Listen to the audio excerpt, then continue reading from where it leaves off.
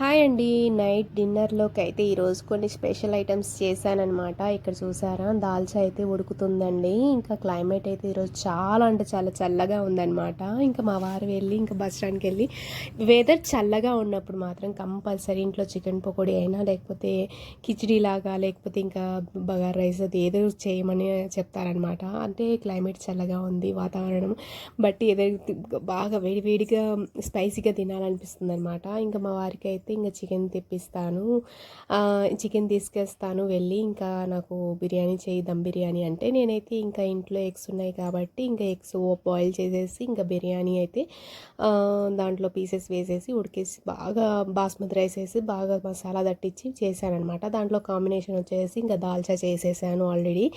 ఇంకా ఒకటి వచ్చేసి ఇంకా చుక్కకూర తెప్పించానమాట. ఒక కట్ట చుక్కకూర తెప్పించి దాంట్లోకి అయితే ఇంకా వేరే గోంగూర అయితే వాడలేదండి. యాజ్ యూజువల్లీ మొత్తం నేను ఇలాగే చేశాను. ఇంకా లాస్ట్లో సలాడ్ లాగా ఇంకా ఆనియన్స్ అయితే వేసానమాట. బయట అయితే చూపిస్తాను ఒకసారి వెదర్ ఎలా ఉందో. చాలా అంటే చాలా చల్లగా ఉందండి. మీకు ఎలా ఉందో ఎలా కనిపిస్తుందో తెలియదు కానీ వీడియోలో చాలా చల్లగా ఉంది. చల్లటి వాతావరణం, గాలి భలే వస్తుందన్నమాట. వీడియో నచ్చినట్లయితే లైక్ చేయండి, షేర్ చేయండి, సబ్స్క్రైబ్ చేయండి అబ్బా. మా మల్లెపూడి చెట్టుకి అయితే ఈ ఎండాకాలం బాగా కాస్తున్నాయి అన్నమాట. డబల్ మొగ్గ అనమాట. వాసన అయితే భలే వస్తుంటుందండి. ఒక్కటి పెట్టుకున్నా చాలు విరబోసినప్పుడు.